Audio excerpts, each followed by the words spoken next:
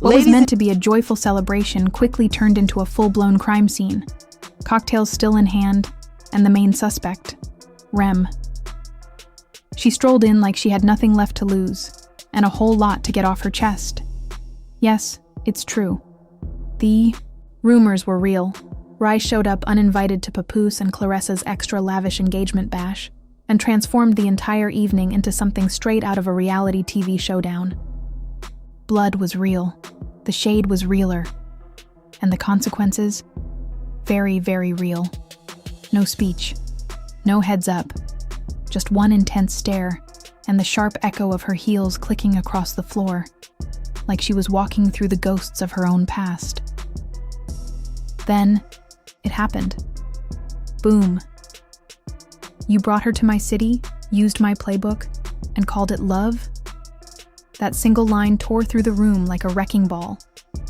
The champagne stopped pouring, mascara started running, and Papoose?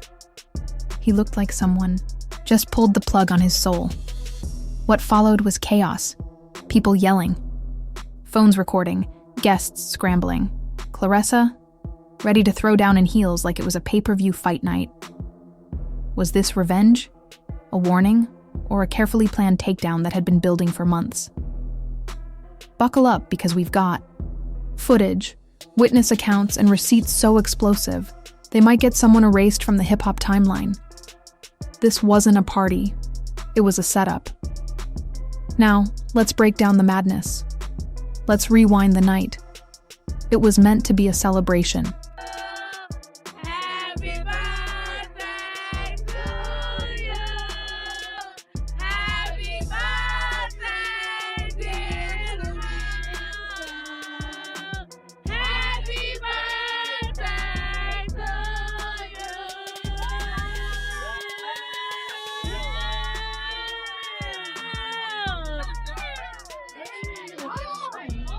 Papoose and Claressa Shields, hip-hop's ride or die and boxing's fiercest champ, had just made their engagement official. And what better way to show off their power couple status than throwing an ultra-glam, celebrity-packed celebration on one of Atlanta's most exclusive rooftops. Cameras were everywhere. Stylists were on call. Champagne poured like it was going out of style. And the vibes? Loud, confident, and maybe a little delusional. Because beneath all that sparkle and staged perfection, a storm was quietly building. And that storm had a name. Remy Ma. Yes, that Remy. The original definition of loyalty. The same woman who stood by Papoose through prison time, career reinventions, and all the curveballs the music industry could throw. And now, she was forced to watch him shine a new ring on someone else's finger. A new queen on his arm. At least, that's what he believed. Because Remy was never supposed to be there. Insiders say her name wasn't on the guest list. No invitation was sent. In fact, people close to Papoose claim they were given direct instructions. If Remy shows up, handle it. Quick. But how do you handle a woman like Remy Ma? Truth is, you don't. You just hope she doesn't walk through the door. But that hope ran out somewhere in the second hour of the party, and by then, it was already too late. I wanna say happy birthday to me, yeah. I wanna say happy birthday to me. My girl Leah up top, my boo right there. As Claressa wrapped up her fifth Bride of the Night speech, and Papoose was once again telling the story of how they met at the perfect time, the music suddenly dipped. The doors swung open, and there she was, Remy. No announcement, no introduction. Just that iconic, slow, deliberate walk. Hair slicked back, black dress, nails dark as night, red eyes locked on one person. The crowd froze. Even the DJ missed the next beat. You could almost feel the air get sucked out of the room. Remember, this wasn't just a party. It was a carefully crafted PR moment. A rebranding exercise. Love was supposed to be the focus, and the media called it adorable. Perfect captions, well-lit photos, influencers posing like they were at the Met Gala. But the second Remy stepped in, it felt like a funeral, only with free drinks. Sources claim Claressa tried to stay calm, even whispering something to her stylist saying, "I won't make a scene, not here." But, oh honey, she was wrong. See, they underestimated Remy. She doesn't raise her voice. She raises hell. She didn't come here to shout. She came to destroy careers. Let's talk context, because this is bigger than a woman scorned. This is about history. Remy and Papoose weren't just a couple. They were the brand. They were the literal face of black love for years. They dominated red carpets, talked about their relationship on talk shows, posted about each other every Thursday like clockwork. But ever since the rumors about Papoose and Claressa started circulating, gym sightings, podcast appearances, those just friends interviews, tension had been building. Remy? She went radio silent. No denial, no damage control, just silence. And that silence? That was a warning. She was plotting something. Back at the party, Remy didn't even glance at the other rappers trying too hard to stay relevant. She walked right toward the center, where Papoose and Claressa were posing for photos like they were in a Tyler Perry movie. She stopped. Everything froze. Claressa looked at Papoose, and then at Remy, dead in the eye. With a smile so calm it sent chills through the room, Remy said, "You brought her to my city, gave her my blueprint, and called it love." Boom. That line? It wasn't just a dig. It was a warning. And from there, the chaos erupted. Phones went up, security went into panic mode. A bartender screamed and dove behind the bar. But Remy didn't flinch. She turned to walk away. Then, just before leaving, she dropped the final bomb. "Enjoy the rain. It still smells like me." And just like that, no yelling, no dragging, just pure destruction wrapped in high-end fashion and dignity. Papoose couldn't speak. Claressa couldn't blink. And the crowd? They couldn't stop talking. By the time Remy's car pulled off, the internet had already exploded. Someone uploaded the full clip to TikTok with the caption, "Remy Ma just crashed Papoose's party," and turned it into a funeral. R.I.P. Black Love. And that was just the beginning, because what happened next wasn't just drama, it was a full-out war. Remy exited like a boss.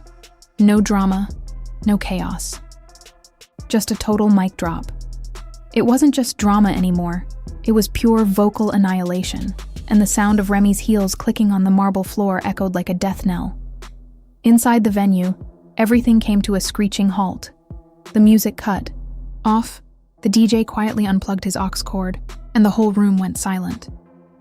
Claressa stood there, frozen, as though she'd just been hit with a punch from karma itself. Papoose? He looked like he just saw his financial empire crumble before his eyes. No one knew what to say, because really, what can you say when the woman who owns the place walks in and makes it clear she's still the blueprint? But the real destruction had just begun. As Remy's car pulled away, phones started lighting up. Within 30 minutes, clips were all over the place. Twitter, TikTok, Instagram, Facebook, Reddit, and probably even in your auntie's WhatsApp group. This wasn't just a party anymore. It was a full-on Netflix docuseries in the making. Papoose stood there, silent, his guilt written all over his face. By the time the sun rose, the footage had gone viral. But that was just the beginning. An anonymous close source, reportedly a friend of the bartender, slid into DMs of multiple blogs, sending screenshots that supposedly came from Papoose himself. These weren't simple texts. They were deep, late-night confessions. One read, "I didn't plan it like this. She was just there when Remy wasn't." Another said, "I miss how quiet it was with you. This party ain't it." Of course, the internet was quick to catch fire with these contradictions. People began reposting old interviews, including one where Papoose had said on national TV, "Remy is the reason I know what real love looks like." Those clips were now being stitched together on TikTok with comments like, "Ain't no way this is the same guy who said that," only to throw it all away for bottle service and boxing gloves. In an exclusive interview with the Lie Gossip podcast, a source from the venue, voice disguised, of course, said, "The second Remy walked in, the mood died. Everyone froze.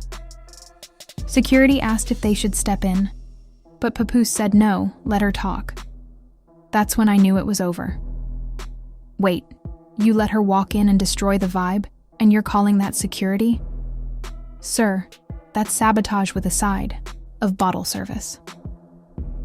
While the internet was exploding with clips, reposting footage, and picking sides, Claressa Shields was plotting her own comeback. She posted a glamorous full-body shot with a perfect caption, "Queens don't compete with ghosts. They rule. Honey, that ghost just came in, snatched your crown, and left without even smudging her lipstick." The comments? Brutal.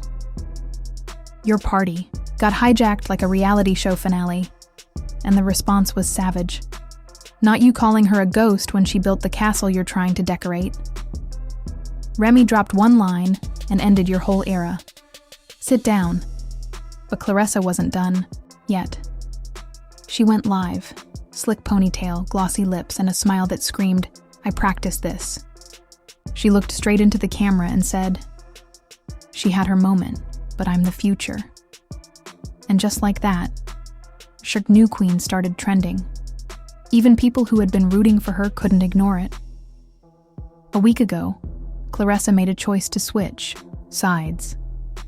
People are saying she should have handled the situation with more grace, instead of reacting so harshly. While Remy entered with poise, Claressa fired back like a rookie trying to gain followers. That's when the pettiness kicked off. Papoose tried to take the high road, posting a statement that read, "No one wins when the family feuds. Let's focus on love." But let's be real, he started the feud. He proposed in front of flashing cameras with the same woman he allegedly sent texts about to Remy just weeks earlier. The comments came flooding in, tearing him apart. "You're quoting Jay-Z while betraying your own?" they asked. "Go write vows to your ring girl, not statements to us." His legacy took a hit the moment Remy stepped into that room. Behind the scenes, things were unraveling fast. Sources claim one alcohol sponsor pulled out of Claressa and Papoose's upcoming campaign. A reality show pilot they had in the works is now on hold indefinitely, and a major music magazine canceled a planned cover shoot with the couple. And guess who's allegedly being offered a solo interview and feature instead? You guessed it, Remy. Everyone's now clamoring for her side of the story. But here's the catch. Remy still hasn't said a word. No posts, no tweets, no interviews, no clapbacks. Just one night, one sentence, and one exit. Her silence spoke louder than anything else. Fans are deep in conspiracy theories. They're analyzing the timing, trying to figure out who knew she was coming. Some even think a stylist on Claressa's team leaked the party's location directly to Remy. One user commented, "This wasn't random. Remy walked in like she knew exactly where to go. She didn't crash the party. She shut it down." Others are asking if this was even really a party, or if it was all part of a setup that backfired. What went down wasn't just public humiliation. It was a complete collapse of reputations. And now, Claressa's left trying to salvage her, image with hashtags and rhinestones. The big questions remain. Will the diss tracks drop? Will Papoose and Claressa even make it to the wedding? Because at this point, the only thing that got married was their reputations to disaster. What started as a love story turned into a cautionary tale about never underestimating the woman who once helped build your empire. Remy doesn't need to have the last word. She already had the only one that mattered. Now, as the dust settles and the glitter's cleared from the floor, one question stands. Did Remy just walk into a party? Or did she walk into a legacy that was never hers to lose? Papoose thought he was celebrating a fresh start. Claressa thought she was standing tall in victory.